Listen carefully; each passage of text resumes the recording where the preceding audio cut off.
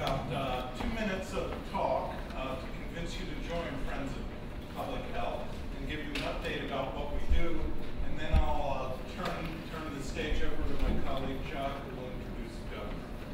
So, Friends of Brookline Public Health is an organization that promotes local public health in Brookline. It's a nonprofit organization, and we do several things.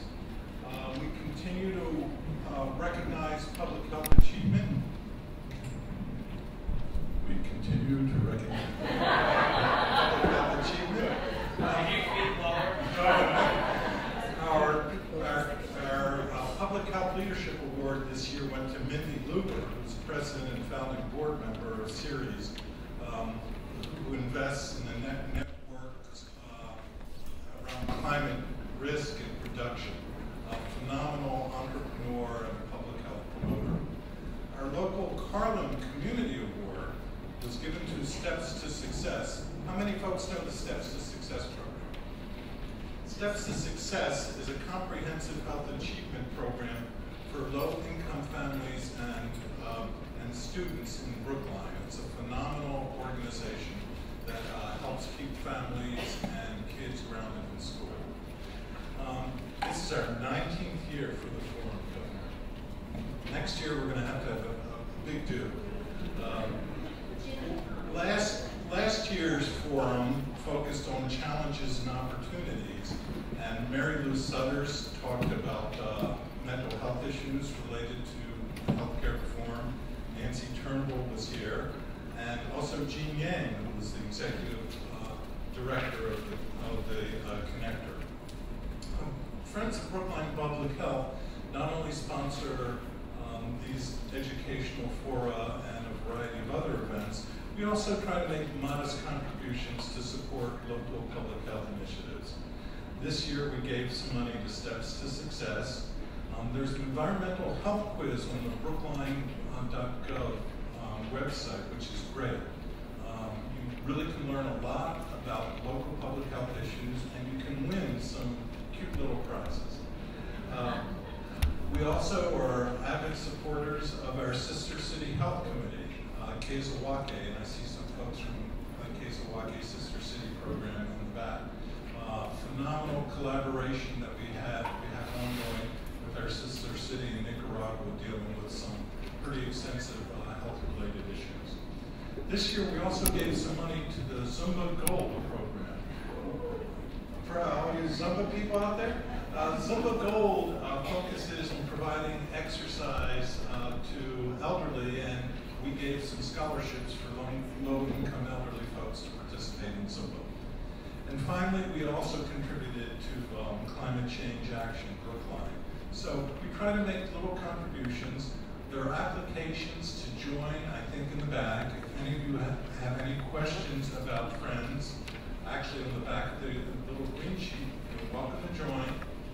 It would be great if you can participate. The final thing that Friends does so well is support our local health department, headed by our phenomenal director, Dr. Alan Paulson.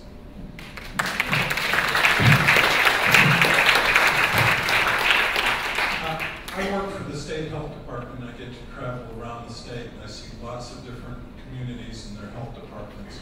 But we are truly blessed here in Brookline to have what I think is the finest local health department in the Commonwealth. So thank you for your continued efforts and your phenomenal support for improving the quality of our community. So without further ado, I'll turn it over to Jacques Carter, who preceded me as president of Friends and is here to introduce the governor. Thank you. So who would have thought that 19 years ago, as Alan and I mused over starting something like this, that we'd be here right now, still talking about all these public health issues, making people aware of what's going on, bringing the best speakers in the country into Brookline to talk about it. You still look great, Josh. Thank you, Alan. And go on the outside. Come on. At any rate, it goes on because we've got a health department that strives and works hard to getting this going. We got an advisory council of public health that works at keeping this going. And we got the Friends of Public Health, whose real focus is doing what we're doing right now. You know, we have to persevere. On the road to success, you know, there's never a crowd on the extra mile. And these guys go the extra mile, and we're glad that you're here. The other constant in 19 years of having these great programs has been our moderator. If he won't let me say much about introducing him, I'll just call his name. Governor Michael Dukakis, moderator extraordinary.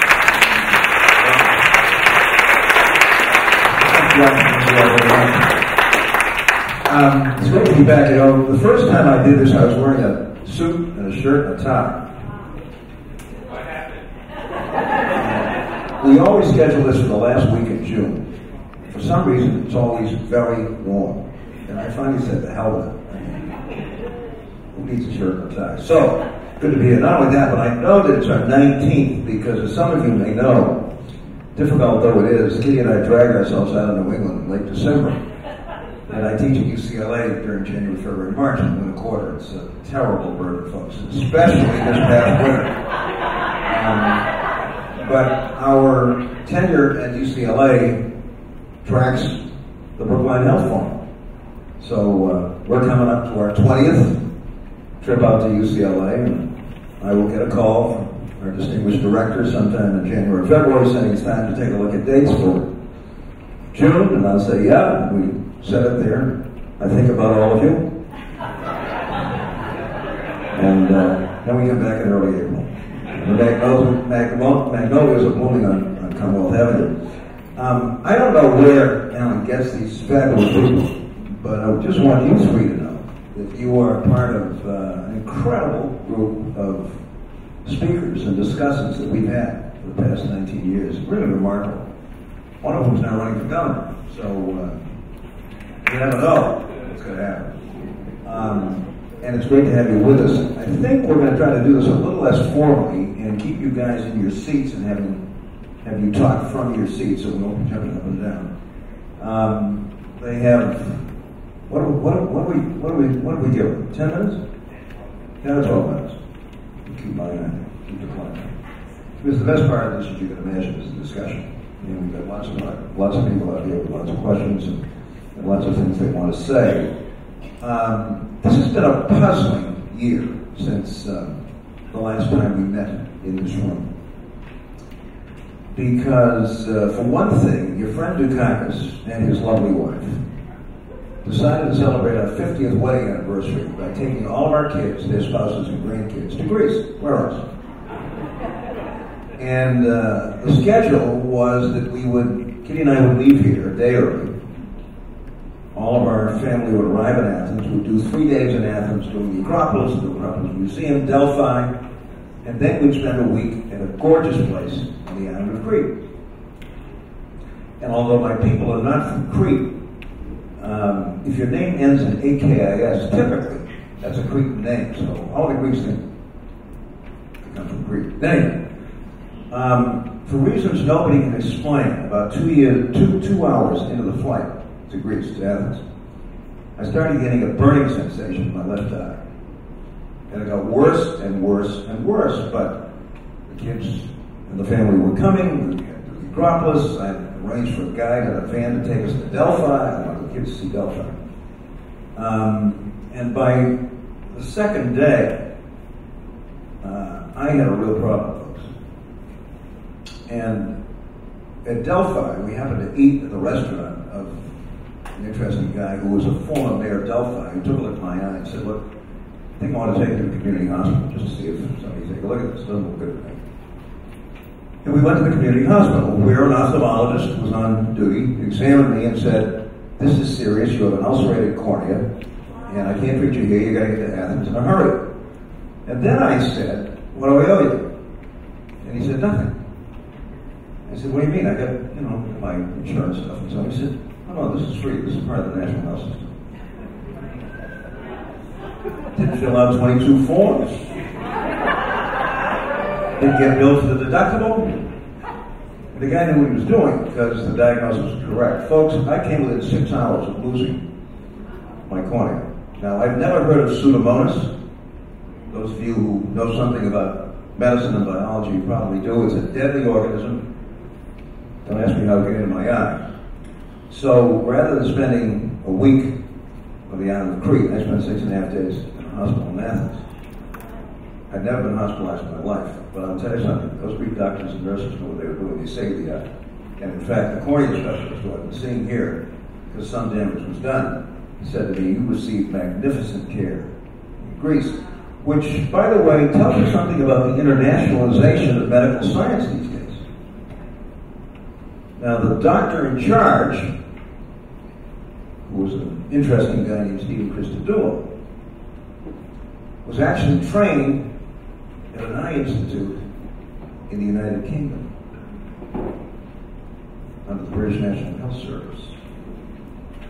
Because if he had been nominated for anything in the Obama administration, he would not have been confirmed in the Senate. You know, Don Broward never made it, one of the best people in the country. Because 15 years ago he said something nice about the British National Health Service, and he was insane. So I've had some experience since I saw you with healthcare, and I'll never get my complete vision back, but at least it's going to be okay. I'm all right, so here we are. But it just tells you something about, as I said, first the internationalization of healthcare generally, in this particular case, and secondly, how lucky one can be, because I was kind of blowing it off, we'll wait till we get to Crete, and then it still hurts me.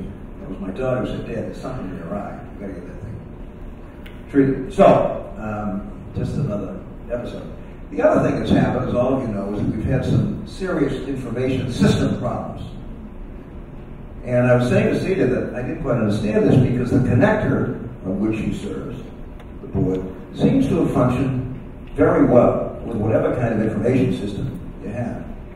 And I'm just wondering, folks, I'm not a modern day Luddite, but I'm just wondering if we aren't overdoing this stuff.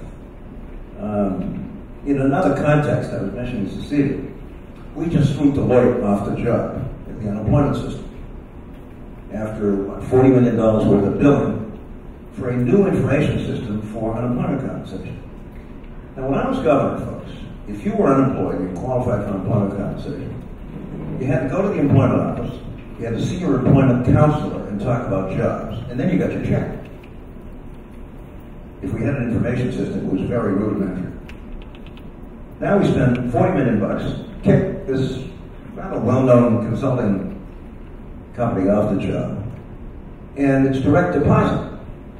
I mean, I'm old-fashioned enough to think that if you're getting unemployment compensation, you ought to make some real effort to get a job, and we have a responsibility to help you get a job. But you're not going to do that with direct deposit. And while I don't quite understand what's been going on, and maybe some of you can tell us, just hope we're not overdoing this stuff. One final note. There's a terrific young woman out here named Chris Chandrashokar. Where's Chris? She's still with us. There she is. Former student of mine at Northeastern who's now working for the department. And the best I can recommend. That's all I can say. She's terrific. And one of the great things about teaching, folks, is watching people like Chris and others who just soar. The new Secretary of Health and Human Services of the United States of America is a woman named Sylvia Matthews-Burrell. Sylvia Matthews is a Greek-American from a small town of West Virginia. In West Virginia. Thank you. Whose mother, by the way, was mayor for a couple of terms. Who was an undergraduate at Harvard, interned in my office when I was governor, and worked her head off in the campaign. She's really terrific, so that's the kind of fun thing that happens to you when you teach. I've been reading final exams all week, so this is a welcome break, and it's great to be here. And we've got three terrific people, all of whom you have in your announcement bulletin and so on. So I'm not going to introduce them all and repeat their background and stuff. But thanks to Ellen, and thank you guys for joining us and being with us. Essentially tonight we've got a report card of the system, and no reflection on you guys, but I think I'm going to start with Sia, who's got a long and very impressive history in the labor movement and very active, and as I said, running for the connector, and Troy, I think we'll put you last because you're the youngest. Right? Is that okay? No, you're last. Okay, all right. Okay. So, I'm the oldest. you're not as old as I am, I'll tell you that. So, we'll start with Zeta, 10, 12 minutes. Then to Terry, then to Richard, and then we'll go out into the audience and have our usual lively discussion. But we're at an interesting point in all of this. I don't know why healthcare is so hard in the United States. You know, we've had 4 presidents who proposed universal health care, essentially. 2 Democrats and a Republican tried and failed. FDR never even tried to do it. Because even with all of the things that the New Deal did, he wasn't prepared to take on the American Medical Association. And Barack Obama is the only one of the 4 who managed to get something through the Congress of the United States. Why is it so hard? I don't know, folks. I don't understand it. You would think by this time most Americans would say yes, working Americans and their families, because those are the folks that are uninsured. You know, if you're in public assistance, you get health care. These are working Americans and their families. And if you want to take a poll tomorrow and ask the American people, should working Americans and their families have decent affordable health care, 93% say yes. So what's the problem? Anyway, we've got you guys here to comment on that. So let's start with Celia. Thank you for joining us, and you're on. My name is Celia Wislow. I'm from 1199 SEIU, but I'm also a public health commissioner in Boston. There's a pretty cool public health system, so I'm not competing, and on the connector. So what I tried to do, and I've been on it since the day it got set up, so I've seen its glory days, we made things up and fly, and then the recent debacle that we're trying to turn around. And I want to talk a little bit about it. So if I were to give it a grade, I'd say we've done an A- on coverage. We still have about 3% of people who are uninsured. 99.3% of all kids are insured. But we still have from young people, low-income people who somehow haven't found a way through to the system, Hispanics in particular. Some of it I believe is document issues and whether they get through the system or whether they get nervous about going through the system because it could flag a lot of things. But I think in the recast we got of course, I'll say a D, probably worse, for our technology. And so I just want to take a second to really say, even though the technology fell apart, we still insured almost 300,000 additional people. So that's the hands-on stuff. In Massachusetts. So that's the hands-on stuff that he was talking about, because we did it all by paper, the old-fashioned way. Fill out a form, read it, type it into the system, get them in, get it.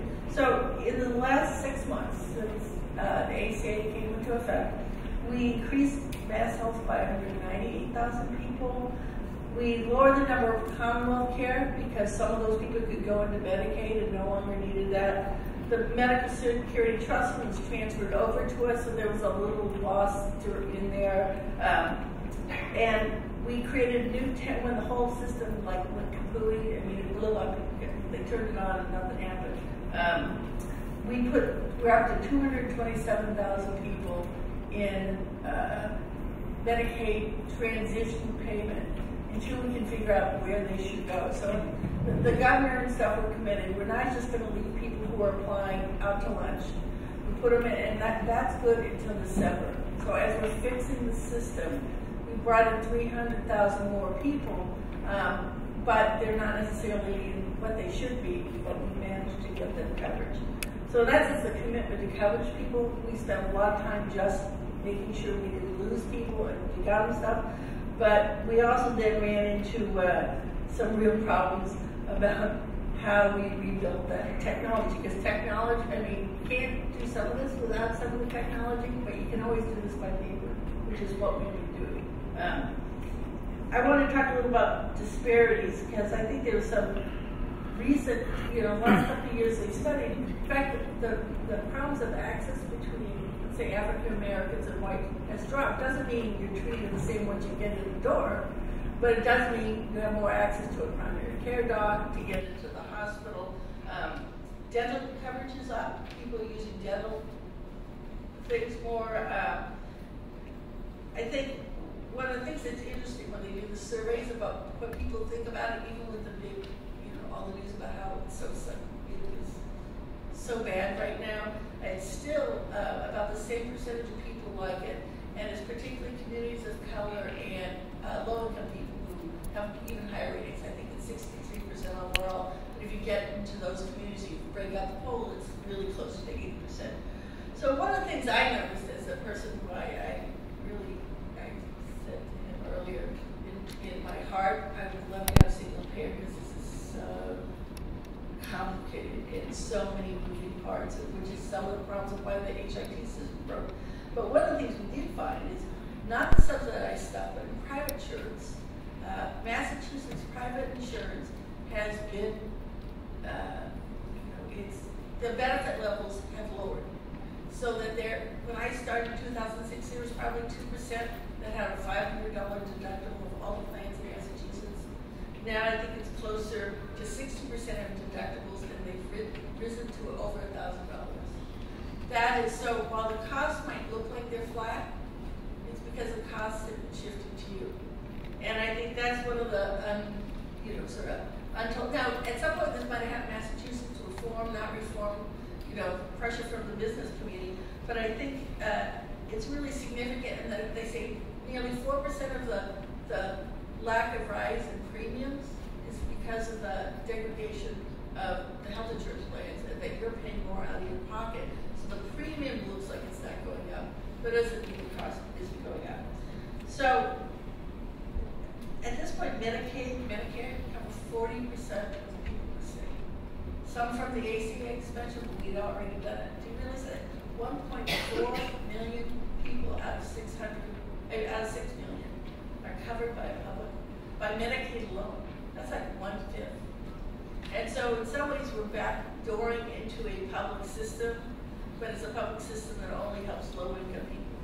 So I want to talk about, so we've got a D in the HIT, so what's our way forward with the problems? And the governor was asking, well, why? We had a system, we had a webpage, it worked, it was easy, got all sorts of, well, one of the problems was when the ACA came in effect, a couple things happened. One, we had to connect with the federal IRS, because that's how the ACA is set up, to check your income. We weren't doing that in Massachusetts, so we had to redo our whole system. So did Medicaid. It meant they had this grand idea of there should only be one door, and you should go in and be moved to wherever you want to go. And I would say what happened was the big idea got in the way of like building some kernel of something and then adding on over time. So, you want the moon. You have Joe over here saying, I want that left corner, I want this one. Everyone was adding on to what the wild space should look like. And there was no one, I'd say, in charge of the process. There was not one person who had the power and authority to tell every person, every department had the thing they wanted. No, you can't have that. Yes, you can have that. And so the project just kept looming. Work was being done, but it wasn't a whole piece that worked together. So when you flip the switch, it was like nothing. Nothing. And it's really created a dilemma. At one point, all the sisters who were signing people were told to put it on paper applications, and people were calling in to find out if they'd been applications until Sarah Islin came in to sort of clean up the mess. They found 50,000 paper applications that had never been reviewed sitting in Medicaid because they didn't have the number of people. So it's okay to say let's do it by hand, but if you don't have the people to do it by hand, so we ended up hiring 300 people to help clean up the backlog. And it was real people going through the thing, reading it, inputting it.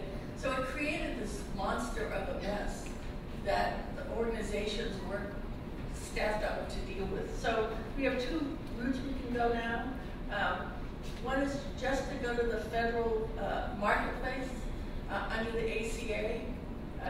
The pros of that, it would probably be simpler. It's already set up. We'd only have to worry about our connections to it. CMS might force us into it like they've done some other states. We're still not being forced yet to do it. The cons is we had a better affordability scale than the federal one, significantly better. We didn't know that, really. I mean, we didn't understand how much better we had done. And so the state committed that they're going to keep this up. You know, they're going to, they call it wrap around your insurance so that you're not paying as much as the ACA would require you to. However, the federal marketplace doesn't have a wrap, doesn't have a way to do that. So potentially all those people in subsidized under 300% of poverty, we have to create a whole new system now if we go to the federal marketplace. And some of our insurers don't want to go there, aren't interested. It's another whole story, which if you get me drunk, I'll tell you all about it.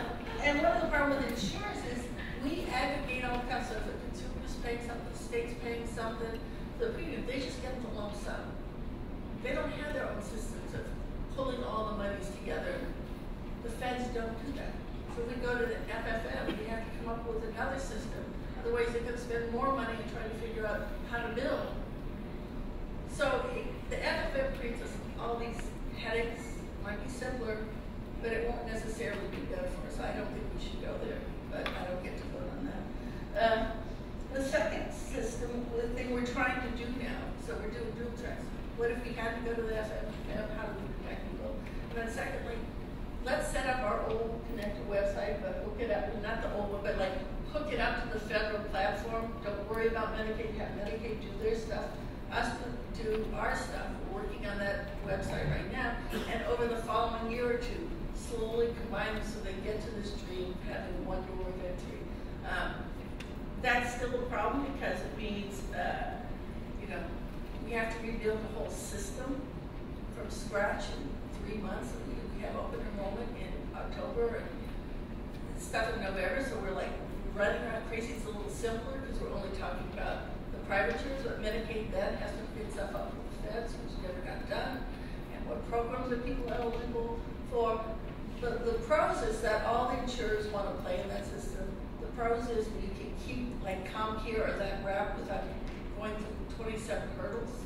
It will be more familiar to people, so they're not looking at something completely new. On the other hand, at some point, the feds will say, we don't think you can get it done in time. You're stuck with the FFM. And so we're in deep debates. I would say, I'm going to try to answer everyone gets their share. I'd say it's probably been the hardest time at all. We had Gene Yang, I would just say for the record, we were the face, the front door, the photo, the internet of it. It was not us that screwed it up. It just was, you know, we had UMass who had no authority over anyone getting the grant and running it.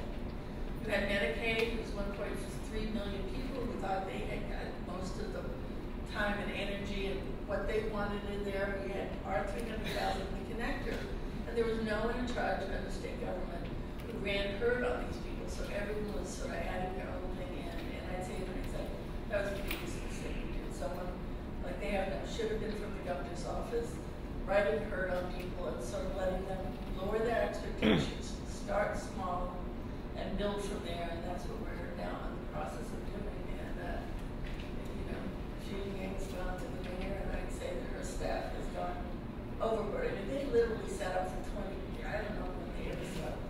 Hand doing all these paper applications so people could get in the system and get some coverage for days. And so they didn't fix the HIT system as quickly as they could, but they first informed us that we made sure that people could get covered. So that's it.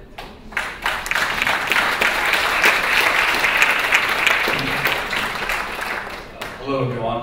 I agree with the. Thank you very much. With the governor, that it's too hot here. I'm gonna take my time.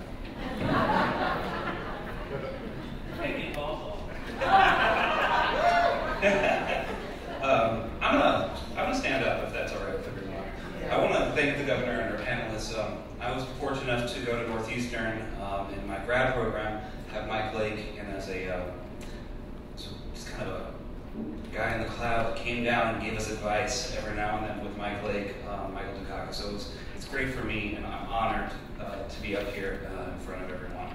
So my name is Turi Turnbull. It's pronounced Turi, like I'm kind of furry, in a hurry, don't worry. It's jury. I'm the executive director of MassCare. MassCare is a statewide organization that's it's a coalition of 100 organizations that have come together, 500,000 residents that say that single payer is the way for our Commonwealth to move forward. I'm going to talk a little bit about single payer. So right now, 1 in 3 bankruptcies in Massachusetts still comes from medical debt. So we've done so much in our state to reduce costs and improve quality. Why is 1 in 3 bankruptcies still coming from medical debt? So let's look at that a little bit. The average person in Massachusetts under the age of 65 pays $8,500 a month in health insurance. That's the highest in the nation, and our nation is highest in the world. So we're paying too much for our health care. Let's talk about health care though.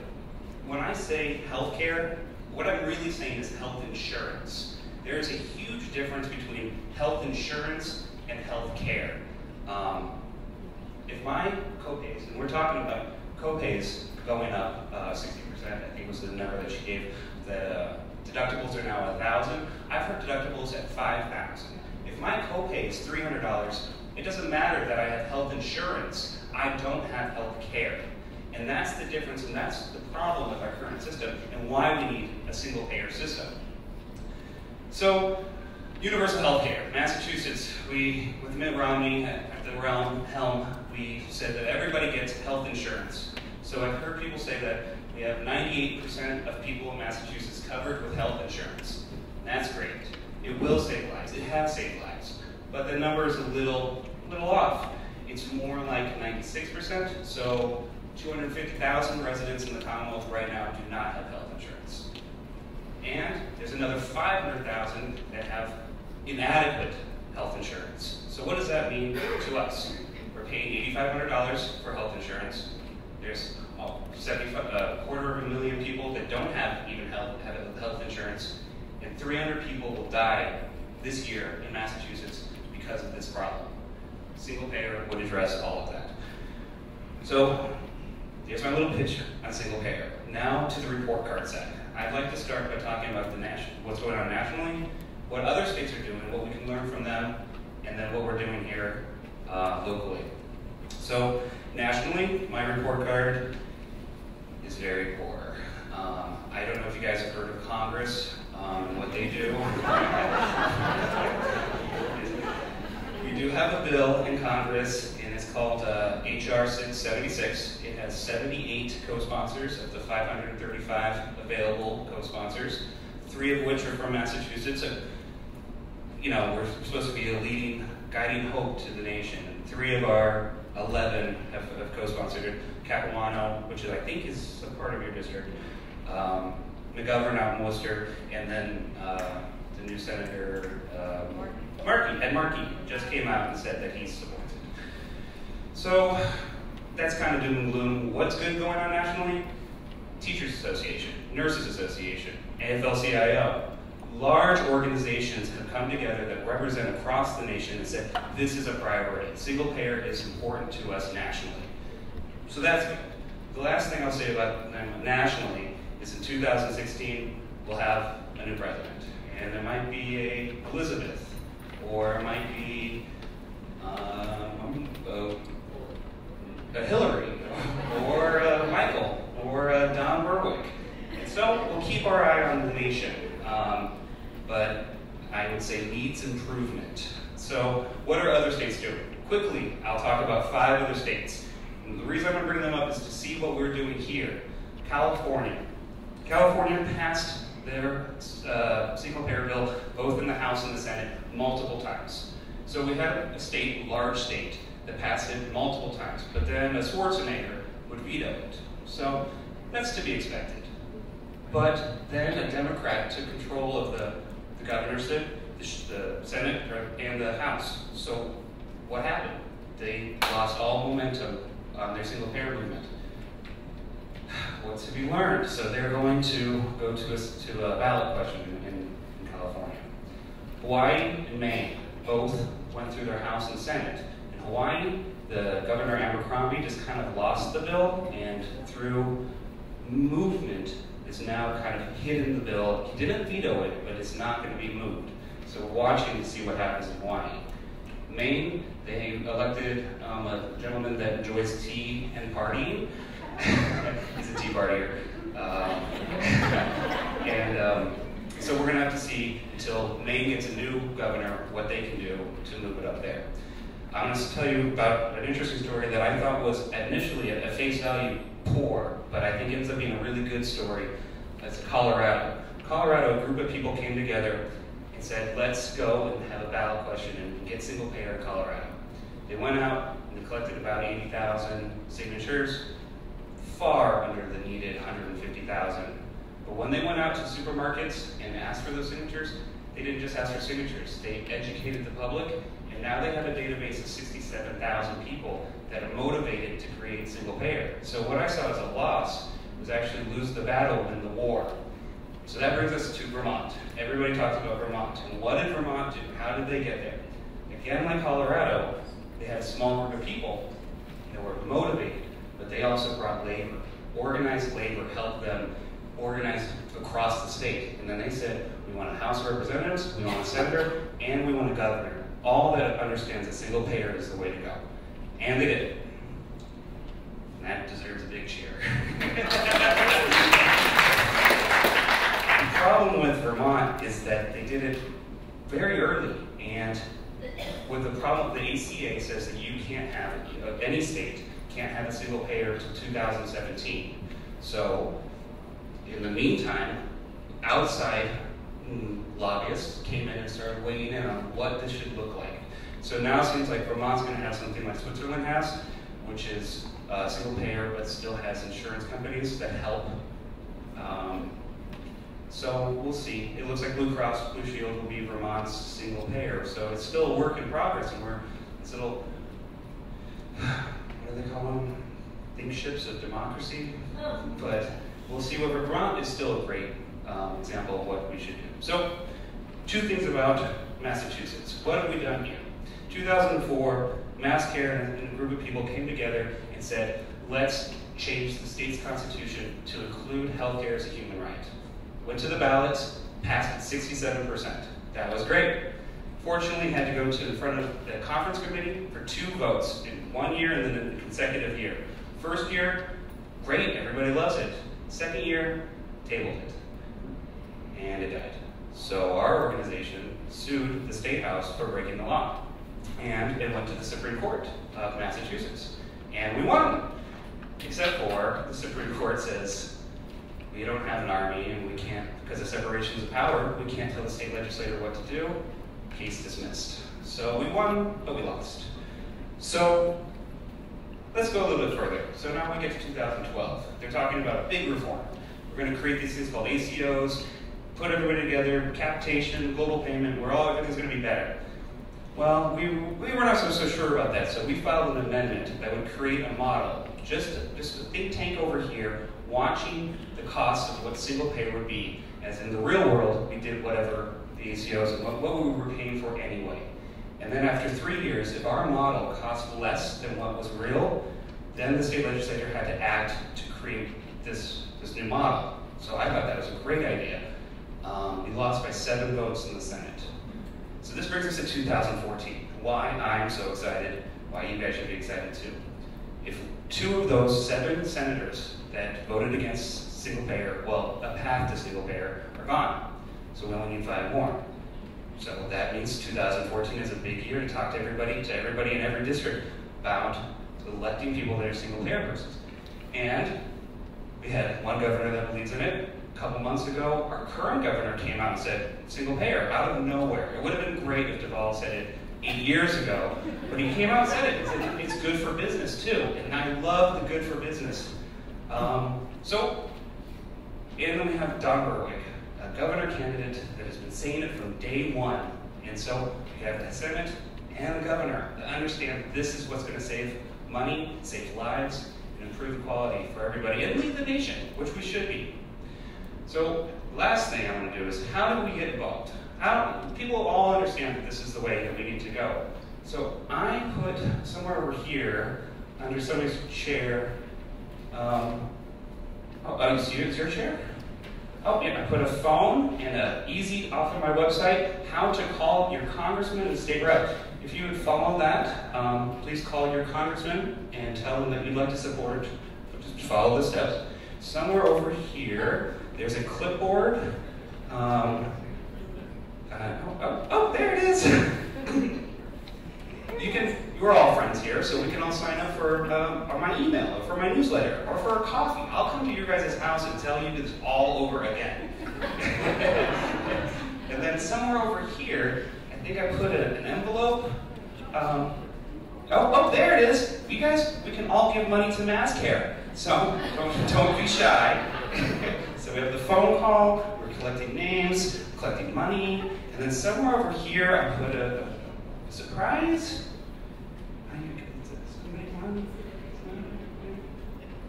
I've gone over my time, I apologize. Oh, you got a t-shirt! Yay! All right. So thank you guys very much, I appreciate it.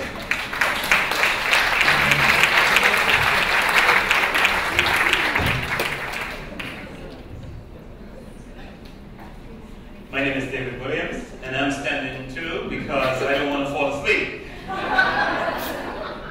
Seriously, I earn my living talking to students, so I like to see the faces of people I talk to, and I can do a better job of that if I'm standing. So, I want to completely agree with what the two prior speakers said. I completely agree that the single-payer system, all the evidence indicates, is what we need in the United States, and I completely support MassCare efforts for us, at least in this state, to lead the way for the nation and get a single-payer system in place. It will save money, it will improve the quality of care, all the benefits are enormous, the research is abundantly clear on that, and I really appreciate all that Celia talked about that she and her organization has been doing to ensure a smooth transition with Obamacare and ensuring healthcare reform. However, what I want to do tonight is talk about what we need to do beyond healthcare reform. Healthcare reform is important. In fact, I think it's a crying shame that the United States is the only major industrialized country in the world that does not guarantee access to healthcare to all of its citizens, as Governor Dukakis experienced when he went to Greece. Everyone can get access to care, and we should have that. We can afford it. It's not about money. We spend more money on medical care than any other country in the world. In fact, according to the World Bank, half of the money spent on medical care in the world each year is spent in the United States. You heard me right. We are less than 6% of the world's population, consume 1/2 of its medical resources, and we rank near the bottom of the industrialized world on health. The point I want to make is that medical care as practiced in the United States doesn't have much to do with health. Now that may sound like a heretical statement. It's absolutely true. What do I mean by that? What do I mean by that? Medical care is important. I have a doctor, I have a good doctor. I'm thrilled that I have access to good health care. But medical care as practiced is a repair shop. It takes care of us once we get sick. It does not have much to do with whether we get sick or not in the first place. And what we are facing in this country is we need to invest in health. And we need to ensure that our people have better health. Why is that important?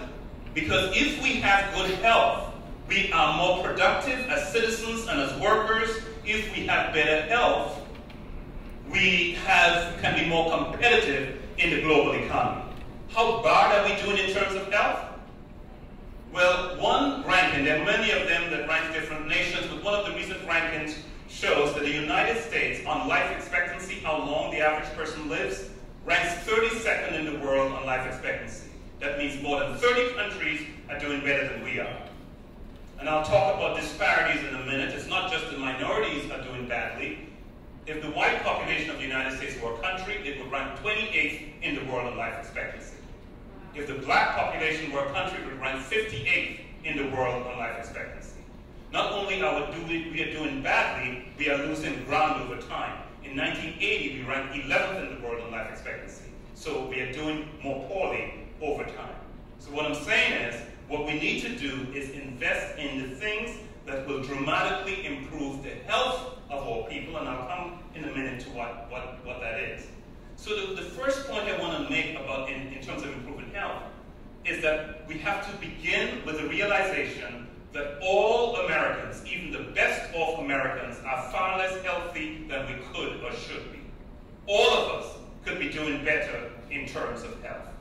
Experts are now predicting that because of the obesity epidemic, for the first time in our history, the next generation of Americans, our children, will live sicker and shorter lives of their parents because our health is so dramatically declining. That is something that's unacceptable. It's something that we have to do something about. Not only do we have poor health, we have large gaps in health linked to where people live. The latest research now indicates that in the United States, your zip code is a stronger predictor of your health than your genetic code. It's true. Where you live is a powerful predictor of how long and how well you live. In some states in this country, we have variations as much as 14 years from one county to another. And in many cities, we have variations even bigger than that from one census tract to another. So there are huge variations by place. There are large variations in health in the United States by socioeconomic status. Income, education, occupational status is a strong predictor of health. And then there are large variations in health by race in the United States. Blacks and other minorities have much poorer health, particularly blacks and Native Americans, increasingly Latinos. In fact, one of the intriguing patterns we have with the Latino population in the United States is that immigrants of all racial ethnic groups have better health than their native-born counterparts. If you look at overall mortality and infant mortality. White immigrants have better health than whites born in the U.S. Black immigrants have better health than blacks born here. Hispanic immigrants have better health than Hispanics born here. Asian immigrants have better health than Asians born in the United States. Across the board, we see a healthy immigrant effect. The bad news is the longer immigrants stay in the United States, the worse their health becomes. It's almost as if the data is saying the American way of life is dangerous to your health. What it says, the longer people stay here, the worse their health becomes. But let me just give you an idea of just how big these gaps in health are by race. Just looking at the black population, researchers have developed this concept of excess deaths. And excess deaths for blacks would mean how many black people die each year who wouldn't die if there were no black-white differences in health. I divided the annual numbers to make it manageable by 365. 260 black people die prematurely every single day.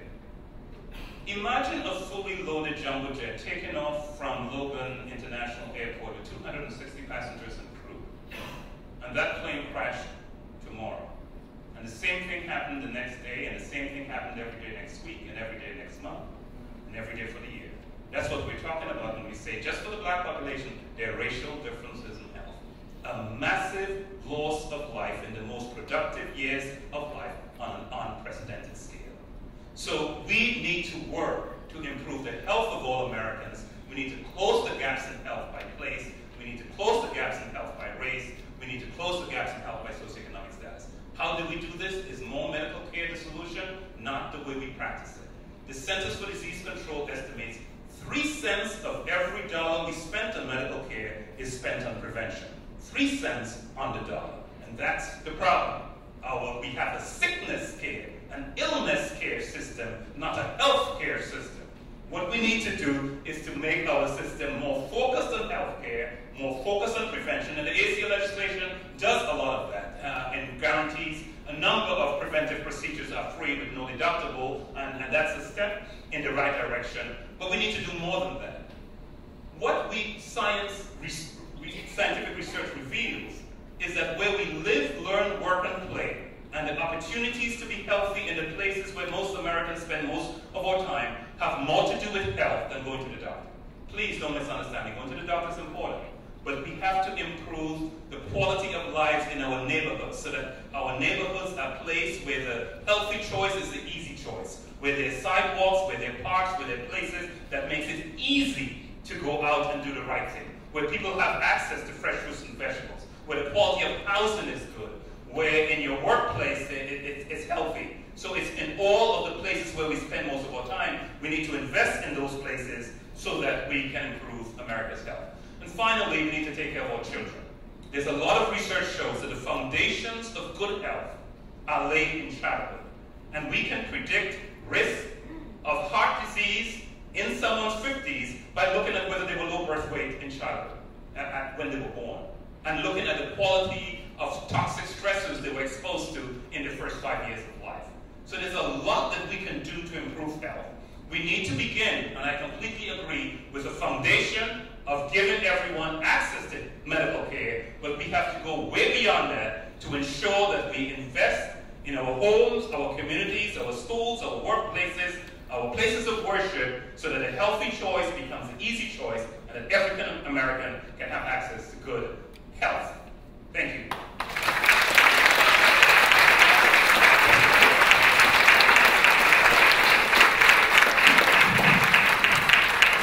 Okay. Lots of things to talk about, lots of things to discuss. Any of you have any questions for each other?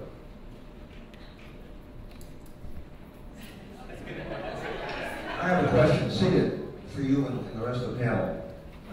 Sorry, this goes back to healthcare, but now we have 52 community health centers in the state. A lot of people don't know about the community health centers. Boston has more than 25. And the Affordable Care Act provides $10 billion to double the number of people, currently 20 million to 40 million, who get their health care from these community health centers.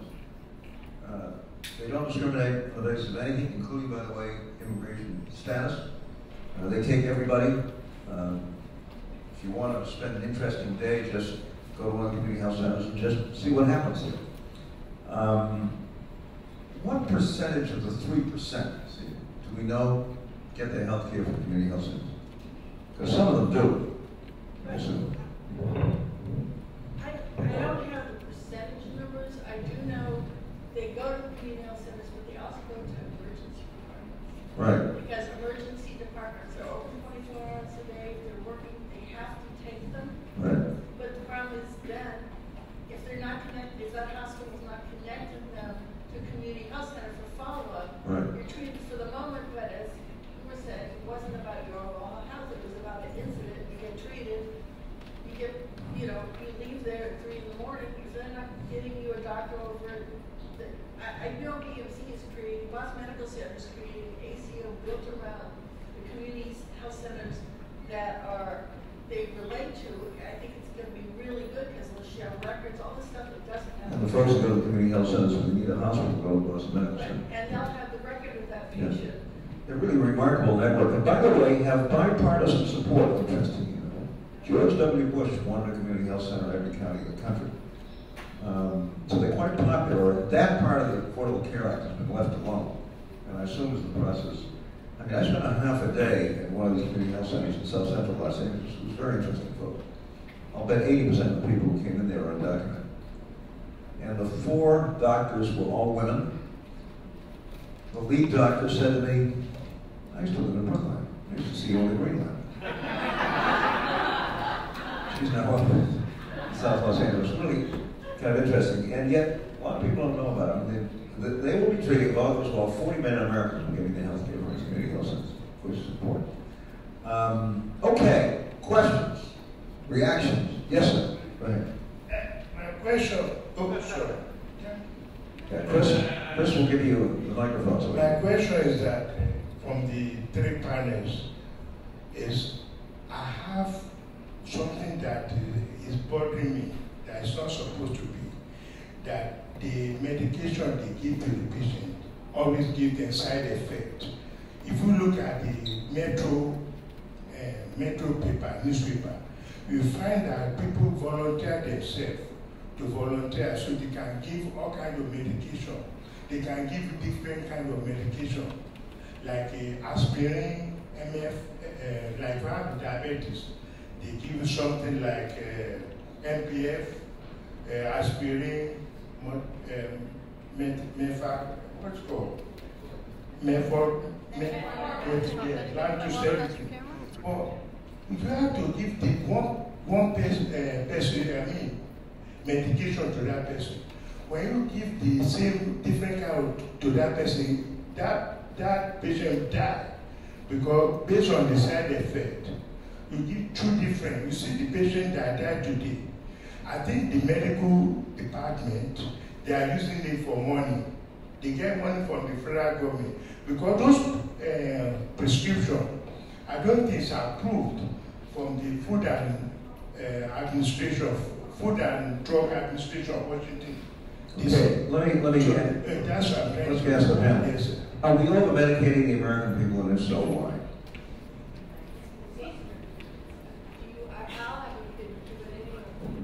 Sorry, go ahead. I would say that we are, but not to say that physicians are.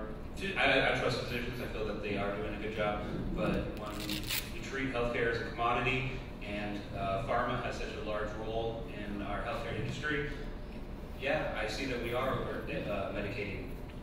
I mean, we were doing a fundraiser, Kitty and I, in South Florida for a nonprofit that one of my young cousins runs, and Kitty caught her heel in the escalator going down at the West Palm Beach airport with a bag, fell down, really banged herself up pretty badly, especially pretty bad hand. And we went to see a hand surgeon the next day, very impressive, young woman, seemed to know her stuff. One thing that bothered me was she said, how painful is it? Kitty said, what's hurting? Pretty badly. She said, I'll be happy to give you some OxyContin or Vicodin or something. Without asking about Kitty's history of addiction or other things, that was troubling to me. I said, it's okay. Ibuprofen, usually. And anyway, you can get it at Costco. For how much? What's it cost? 500 tablets for $7. You're buying your stuff any other place, you're crazy. I'm a Costco for that. No, but it seems to me that we're passing a lot of this stuff around. And that is not contributing to good health, in my judgment. I would say in response to the question, I don't think there's any deliberate conspiracy on the part of healthcare providers on the one hand, but medications are easy. It's a quick fix. They don't have to spend a lot of time talking to you. It's just from the busy doctor's point of view, it's very efficient in terms of providing medication. And we do medication when sometimes there are other alternatives, but would be more time consuming. Look at how the system relates to obesity, for example. So I think there's more that could be done. Okay. Can I say one thing? Yeah. Looking at me, but I am one of those people who's a diabetic. I'm obese. I haven't done all the things. I'm on probably 15 different pills and for various things. So that part of the responsibility is on me to have struggled more with it. I also see the trend is as doctors wanting to get people out of hospitals, they can treat people with medications that doesn't require you to be admitted, so there's the pressure to keep people out, so you medicate them and send them home. And so I think there's all these tensions in the systems. There's less inpatient stuff now. You have surgery in a day, you're going home on your own. They give you something because you're going to wake up in a whole lot of pain when you get home. And I think there's pressures in the delivery system that's also... The opiates bother me though a lot, see, you know, I mean, any of you have taken Vicodin for pain. It's a terrible drug. It constipates you, something awful. No, for one thing. Seriously. Terrible side effects. Our friend said there are side effects. There sure are side effects. And in the vast majority of cases, ibuprofen or something like this will work. So, what the problem is out there, but I do think we're using an awful lot of medication, folks, under circumstances that don't necessarily require it. Who's next? Here with the mic, actually. Oh, I'm sorry. Wait a minute. Yeah, thank you. Yeah, Chris, you pick them and give them the microphone. All right. A comment and a question. The comment is I just wanted to address what you said about unemployment. I am unemployed and I was collecting unemployment until it ended because the Republicans, wouldn't pass an extension. And I just want the audience to know that it's not just that you get checks deposited, you don't do anything, you just sit back, etc. There's a lot of information, weekly information and logs you have to keep about looking for jobs, about doing training things. There are one-stop employment places, and there's encouragement. How about the one-stop places? How are they doing? First of all, there's some requirements to go to them and to use them. And every time I've looked at one, they're pretty busy. they're very busy, but, you know, we have an employment problem. And so I don't mean to say that it's being managed terrifically, because a lot of times you have to go through a certain process, but nobody is really, you know, working with you to think about what will really, really help you to get a job. But I just didn't want people to think that, you know, people are just sitting back and, you know, once in a while they look at their bank account. I wanted to ask in terms of single payer.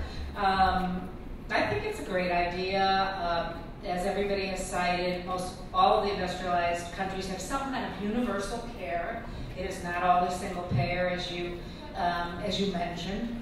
And my concern is the politics.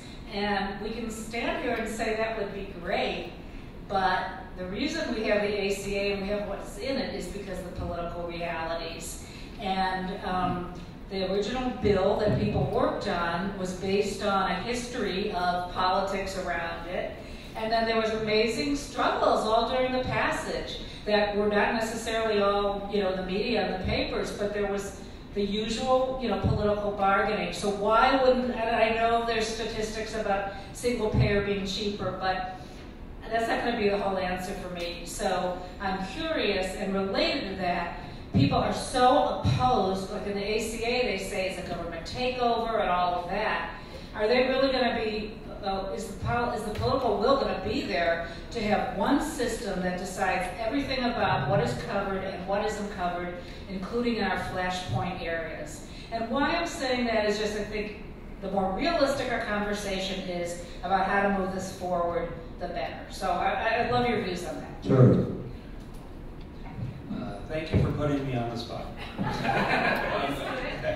It's a very serious question. I think if we were all sitting in this room 15 years ago, we wouldn't have said that it was that we would have 27 states with gay marriage. So I believe that. I believe that a federalist, incremental approach is the way that we're going to get it here in America. In Canada, they did it one province at a time. I feel that that is a pathway. Looking at Vermont, they're already there. But to the political will, I mean, Sarah Palin took out public option of the ACA by saying death panels. She said 2 words and there went public option.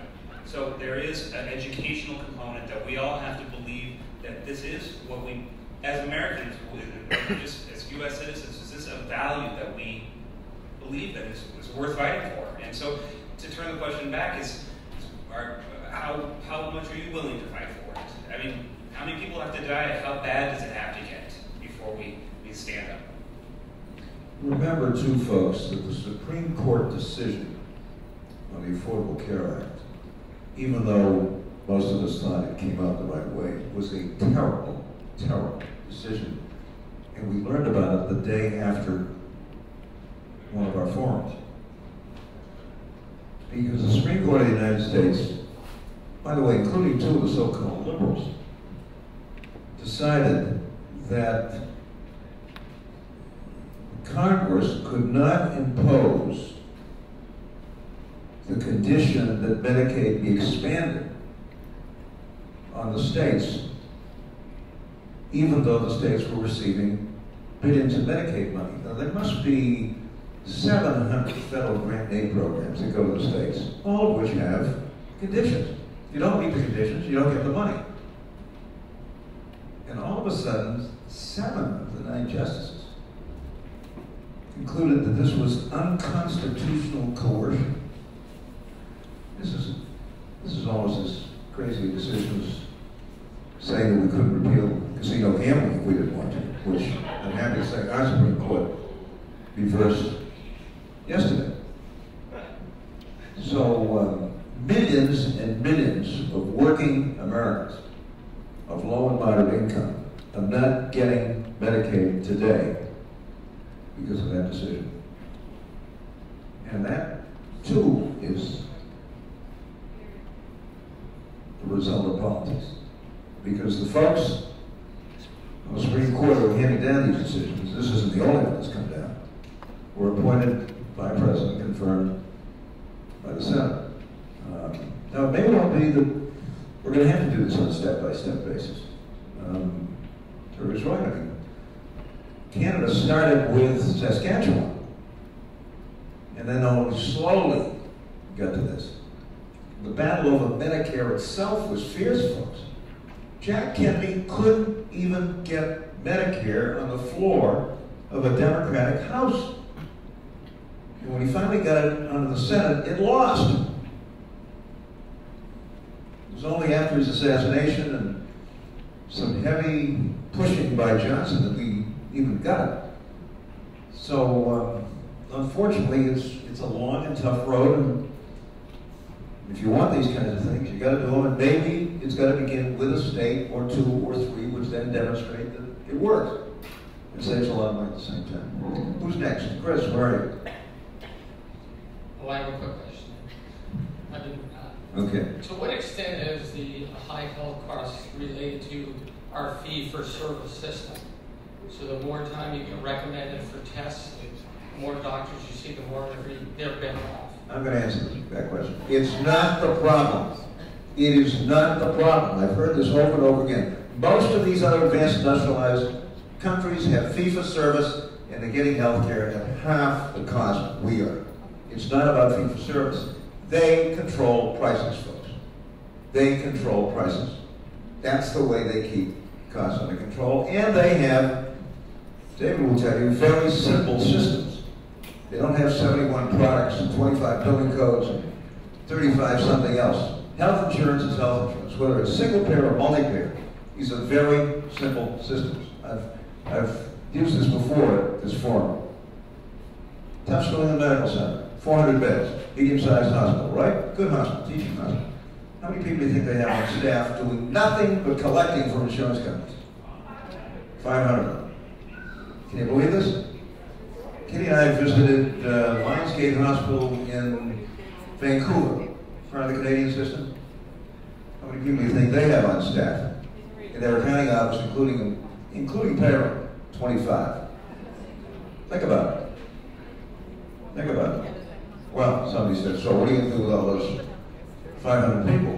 Turn them into healthcare workers. I mean, put them to work with good training programs and employ them, but this is crazy, isn't it?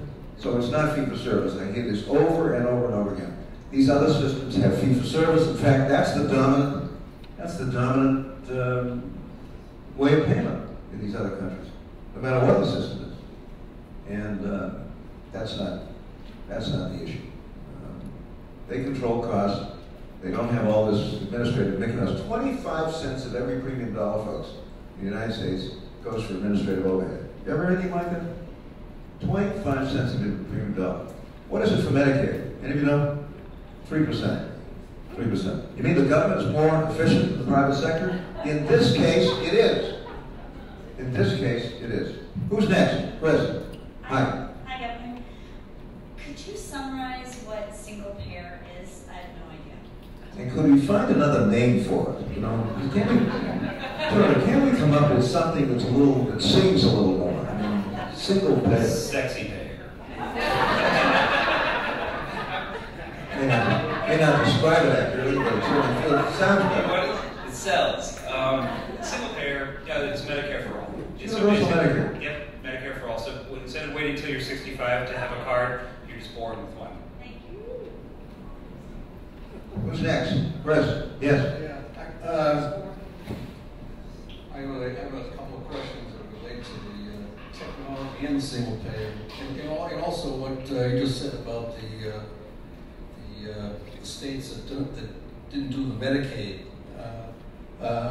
As far as that goes, I believe what it is there's a rule about called maintenance of effort rules. You know about that? This has everything to do with the Supreme Court decision, folks. Right. And it was a terrible, terrible decision.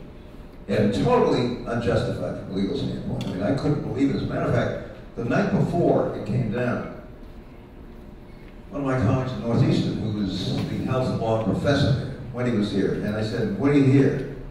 She said, I hear it's going to be approved, but they're going to hold that the states cannot be compelled to expand Medicaid. I said, based on what? She said, I don't know, but that's what I hear. Nobody in the legal community anticipated this, quite frankly. So that's the problem. Go ahead. Okay. Question. Okay, then let's see. On the single payer, two general questions. How will single payer be paid for, and how will doctors be paid? It'll be a tax. Currently, as Michael Dukakis was saying, 25 cents of every dollar goes to overhead. If we reduce that to the 3% or 1% that Medicare runs at, that's a $14 billion savings. So currently our state budget is 42% of that going towards Medicare, towards healthcare. So by savings alone, there'll be some time to adjust for payment, but it would be a tax, and a progressive tax at that. I'm sorry, the second part? I mean, we're paying a tax today, right, for Medicare. Who pays it? Everybody, including the kids I'm teaching. We're paying so guys like me can have decent health care, and lots of you here in this audience. They're paying. How do doctors get paid? Same way they get paid under Medicare. And by the way, a very conservative organization called the American College of Surgeons supports single payer because they're sick and tired of, look, every doctor in this country has 2 or 3 people on staff doing nothing but collecting. That's all they do. They wrestle with the truth. The GAO, General Accountability Office, way back in the early 1990s, did a study of what universal Medicare would mean in terms of savings, and came to the conclusion that the savings alone would make it possible for us to insure every single man, woman, and child in the United States. So I don't think there's any question about the administrative savings. Who's next? Chris. Hi, good evening. You know, I feel like, any of you old enough to remember, was it the $64 question or the $64,000 question? I have a lady in the balcony. Any of you old enough to remember this? They're all so young. Anyway, go ahead. Hi, I was wondering if we move to a single payer system, and you were talking about schooling and how the doctors get paid, what are we going to do about the cost of educating our doctors? What do you know about the cost of educating our doctors? So you want to know about that? In ways now, we're sort of starting to undercut how we pay for doctors. Medicaid is taking some indirect medical cost. Right now, we pay through Medicaid and Medicare by add-on rates to hospitals. Medicare's taken away some of those rates. Medicaid has. So if anything, it's being shifted more on the students and less subsidized to taxpayers. I think through a single payer system, assuming you have a government that is good as compared to sometimes in Canada, the government gets a little funky. You could do that and continue adding on to rates. So as you're at the academic teaching hospital, their residents, they're getting payments as the patients are being treated. It's helping subsidize the care. But it would take a whole system, if anything, we're heading in the other direction. Now, the Affordable Care Act attempted to deal with this as well. Now, many of you know, there's $1 billion in there to expand the National Health Corps. What's the National Health Corps? It's a program which, in effect, pays for your medical education if you're willing to serve in an underserved area for 5 years. Nobody knows about this. It's an important part of the Affordable Care Act. It's a very important part of the Affordable Care Act. And let us hope that it encourages more and more doctors, young doctors, to pursue those kinds of careers in medicine in exchange for a free medical education. See? It's back to how we get to a single payer. I mean, when you think about what happened with the ACA, we did it here in Massachusetts. We just made the freedom thing up. There were no rules. They gave 10 of us, they make it up, do it. Here's what the authority is. And it became a model that got watered down by politics on the federal level. So, I think it's possible to think about moving things from a state level to a federal level. And Obama built on that. He was very consciously building on a model that had succeeded relatively. And, if you have 1 or 2 states that really pull off single payer. Now, there is one state that has something close to single payer. What is it? State of Hawaii. Since 1975.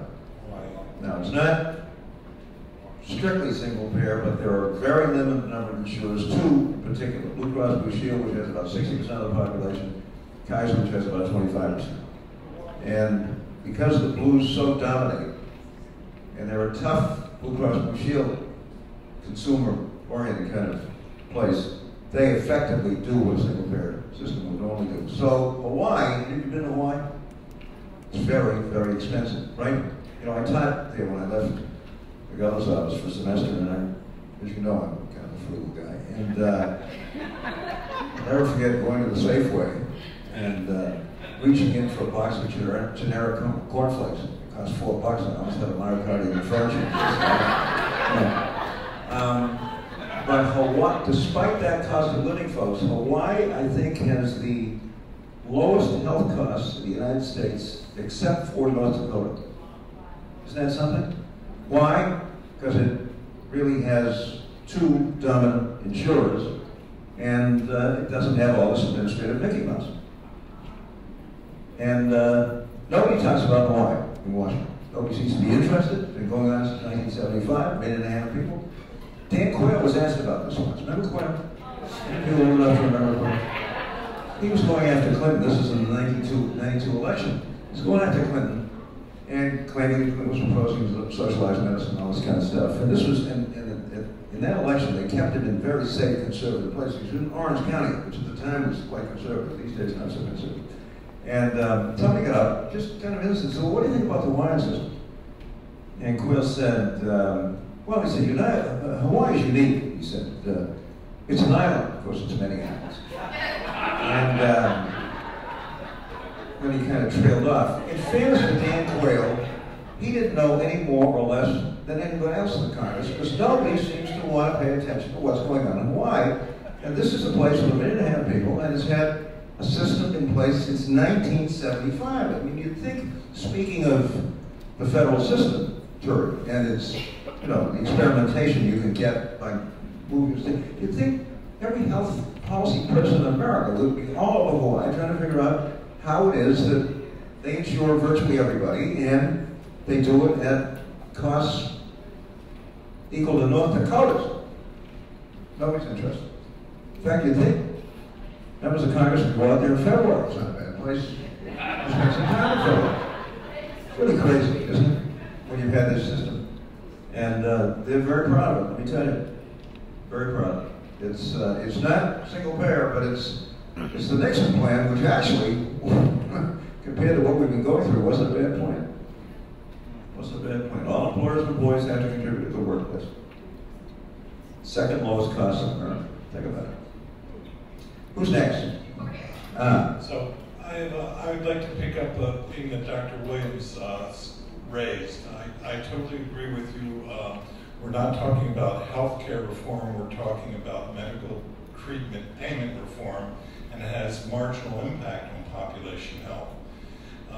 If you could be president, how would you create a health system, not a disease or illness system? How would you develop the institutions in our community to do that? I think first of all we need to educate the public so that they understand the powerful role that we can have and can play in improving our health and the health of our communities. I think we need to change the incentives. Right now, within our healthcare system, all of the incentives are for treatment. If your doctor provides preventive services, there's probably you wouldn't get paid for it. There's no incentive, it's not covered. But in the United States, for example, do you know we have less than 6% of the world's population? 50% of all the coronary artery bypass surgeries are done in the United States. 50% annually. One half.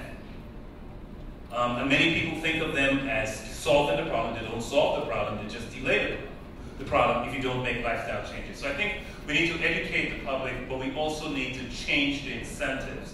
The incentives at the level of communities, but also at the level of our healthcare system to put a greater emphasis on prevention. I could elaborate more, but I think that's the big point. Why are we having so much difficulty doing that? I mean, we've had healthy people, the HHS program now for a long time. They set goals, we're going to make them in 10 years and so on. We never reach them. What's the problem here? It's not as if people haven't been thinking about this. You're absolutely right. Healthy People 1979 is the one that said medical care only accounts for 10% of the variation in health. There was a Surgeon General's report in 79, the first Healthy People report, and now we have Healthy People 2020, and the governor is absolutely correct. Each one sets targets, and we haven't come close to reaching any of the targets. Why not? I think we need to completely rethink how we think about health policy. We think of health policy as what happens in the doctor's offices, in the hospital, in a clinic. Health policy is policy in every area of society that has health consequences. Transportation policy is health policy. Housing policy is health policy. Community development policy is health policy. And we need to think of the ways in which we come out of our silos. Education policy is health policy. A college-educated American lives 6 years longer than an American who has not completed high school. In fact, 2 economists from the President's Council of Economic Advisors estimated if we could get every American to have the health of the college-educated, the U.S. economy would save $1 trillion a year. $1 trillion a year just by improvements in health. So the evidence is there. I think it's for us to have the political will. I mean, let me put it this way. We talked about the healthcare system and how much money we spent on administration. The issue we have to realize is that there are many people, and maybe more importantly, many institutions, many entities, companies within our society who benefit from the status quo, who don't want to see change because it will trouble their pocketbook. And to come to that, we need an engaged citizenry who understands what's important and who advocates for it, because we're not going to get it otherwise. Comprehensive health education ought to be a required subject in every school in America. Is it? No. Kitty and I had lunch with the mayor of Boston. We like him very much. He's a great guy. He is going to personally launch an effort in Boston, the Boston schools, around the subject of substance abuse, which he hopes will be a national model. What's happening when it comes to substance abuse in the schools? Not much, folks. Not much. Not much. I mean, if you don't have that for starters, and you don't connect with these kids beginning in the early elementary grades, don't be surprised if they're drinking like fishes by the time they get to college, which they are. So we got a lot to do. Yeah, I think David's absolutely right. And representing workers, because that's my real job. We have 32,000 personal care attendants who take care of disabled and elderly people. We have always said this is like, you know, the canary in the mine. These have been trained to be like public health warning systems, so that you don't wait until someone's really dehydrated. It's a workforce that's not a healthcare workforce, but we don't think about a workforce as a network, you know, in the community that has connections with each other. So they're just off in their houses, you know, getting paid $13 an hour. We train them, they want CPR, they want all these things, but we don't think about state resources as how do we use it to improve the public health. Chris, who's next? Before I answer my question, I want to make an optimistic observation. Over the years that this forum has been going on, I've intermittently attended and noticed that the early years, it was not uncommon to see Charlie Baker on the panel. And a year or two ago, we had Don Berwick, and we put Don Berwick stickers. And I think that says something about the consciousness raising, maybe of this community. Now, my question is for Dr. Williams. Among the horrifying statistics that you cited about the dangers of moving to America, does it include any about the impact of living near major industrial plants that spew pollutants, such as the ones that the Koch brothers run, and how that affects people's health? And just before you answer that, I just hope before the evening is over that Governor Dukakis will cure us of our suspense and tell us whether he and his family ever did get to Crete or Plant. We didn't make it. They made it. They didn't make it. We're going back, just the two of us. Go ahead. So, yes, the answer to your question is of course. I mean, part of our problem is exposure pollution, and but even exposure to pollution is not randomly distributed in our society, so that poor people and minorities are more likely to be living in the communities and the areas where there are all kinds of toxic exposures. But that's a part of the story. It's not the full story, but it's certainly part of the story. Okay, who's next? Chris. My question is real quick. My sister and I just went to a conference on aging, and we learned that longevity is related to weight. And I think prevention is really linked to weight issues. I see the better models as Korean. I know they spend a much less significant amount of money on their health. So I think we do need to change some things. Do you have any thoughts on directing on weight and also? Just pointed at anybody in particular or what?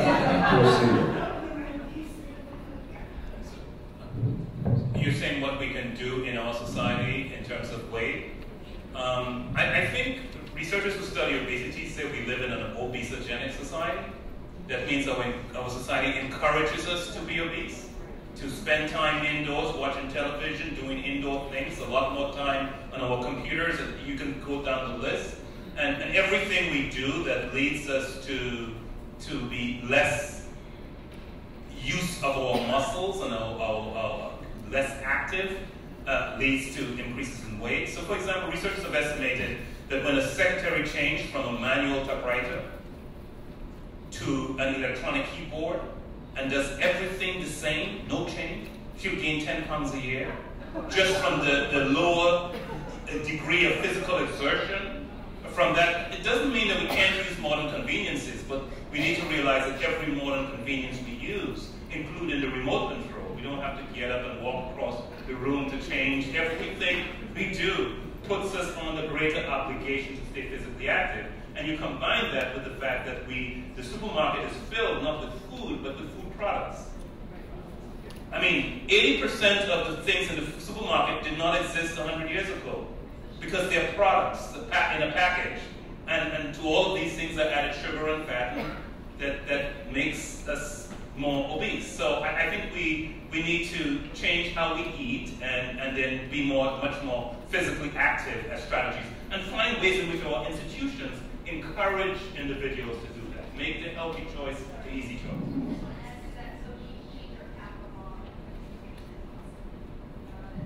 To build good public transportation systems, because, just want to get that in, because you got to walk to them.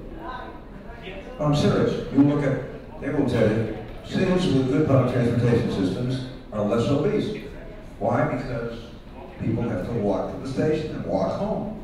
I mean, it doesn't sound like much, folks, but it's very big. It is very big. So, I have one idea that one of the doctors from the Public Health Commission came up with. He says, what's the point of putting up 650 calories on a McDonald's hamburger? Most people don't know what that is of a day. Why don't you say, eat this and you have to walk 2 miles to burn it off? Like, the way we communicate it to people, what is it going to do to you in your head? That you would think twice about buying that because I'm not walking 2 miles that day. You know, that's not a good, but we don't communicate very well, and most people don't have nutritional backgrounds. They, you know, so we've got to find ways to talk to the general public in a way that shocks them. and denser communities involved more physical exercise, among other things. So, yes? I have a question for Dr. Williams. What role do you think the restaurant industry can play in preventing obesity and preventing prediabetes and diabetes? I'm a diabetic. If I go to a typical restaurant and I want meat and potatoes and a veggie, the potato is close to 2 pounds. And the meat, I mean, you get a choice. It can be up to, 14 ounces of meat. And who needs 14 ounces of meat? The plates are bigger. Have you noticed? The plates at restaurants are bigger. So how do we do it? The restaurant industry can certainly play a role. They're interested in making money, and they will do what consumers demand. I read an interesting article, 2 years ago, USA Today front page story, said that even in the fast food industry where they've tried to do healthier choices, they're not making money on the healthier choices because no one wants to buy it. It's like when Americans go out to eat, we feel, okay, that's the time we can splurge. So my point is, it's an important one. I mean, some of the largest producers of bottled water in the United States now are Coke and Pepsi because people want water, they'll still sell you water. So if the American public demands healthier options, they will provide them because at the end of the day, they're into making money. So I think a lot has to do with what we demand and what we emphasize, and it needs enough of us to be asking for that. They will certainly adapt. It's not if you buy bottled water, do you? You know what bottled water costs a gallon? Even here. What does bottled water cost a gallon? $5.25. What does MWRA water, which by the way is the best water in America, what does it cost per gallon? Half of 1 cent. Think about it. Get a bottle, take it home, turn on the tap, fill it. Who's next? Yes. Yeah. Hi. I've been a health provider in Boston neighborhood health centers for over 30 years and a member of National Health Service Corps and have a daughter on Obamacare and doing Shine recently. And I'm a little uneasy about calling the new plan. I'm very much in favor of one payer, but calling it the new Medicare or Universal Medicare? Universal Medicare, because I find a lot of things in Medicare aren't paid for that I'm used to having paid for as a worker. And I would sure hope that whatever plan we come up with covers dental and hearing aids for people who need it. Interesting, isn't it, that we don't include the mouth as part of health insurance. By the way, it's not just Medicare. Regular health insurance policies don't include the mouth. Unless you go to the hospital. Medicare only paid for you if you were in the hospital, didn't do anything professional. That's Part B, because that wasn't covered. So when we talk about creating a Medicare for all, expanded Medicare, single payer, we're talking about creating the best system in the world. Let's not create the worst one. So if we're going to be spending taxpayers' dollars that we already spend, why don't we create the best one that does cover mental health and oral health and prevention? So to answer your question is, yes, of course we want to include all of that. And that's what I was pointing out with Vermont when they put too much time between when they pass their bill in 2017 when they're going to implement it. That's the time that we all have to come together and say, this is what we demand from our expanded Medicare. So it's a good point, but let's make the best system. And you know, this thing about how the government's going to take over, what percentage of total health care in the United States comes from the government? What do you think? 60%. Right now, 60%. So the idea that we don't want the government involved in health care is ludicrous. 60% of all health care in the United States is paid for by government. That's something. Who's next, Chris? I think we have time for just like one more question. Is it a good short question?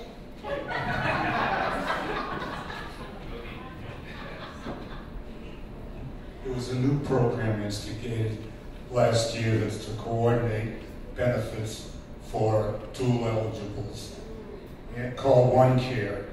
And my question is, these are people that are eligible for Medicaid and Medicare, right? Yeah. Yeah, okay. Yeah. If you know, how successful has it been to date?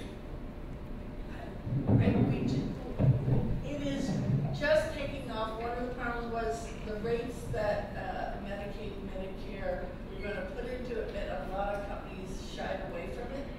It's still voluntary, meaning it's only people who know about it and pick it. The similar thing were called SCOs, Senior Care Options, and those were very successful. The problem was the state wasn't telling people about them, trying to find them, that you weren't notified. I think the value of them is it takes the money from two streams that pay for different things and lets a doctor coordinate and decide how it should be spent on. That is a better way of looking at you have this. Maybe what you need is a ramp to get you out of the house, to do some exercise. Maybe, thinking outside of the box about what you might need to stay well. And the incentive for you to stay well is that if make money off of it, you're going to keep wealthy. You know, that's the logic of it. I know the people in SCOs really like that. And this is sort of modeled something like that. And it doesn't lose them on hearing. Yeah, it looks at you as a whole person. I think we've come to the end of the evening. Alan, thank you, Jack, everybody, for putting all this together. And a special thank you and a round of applause to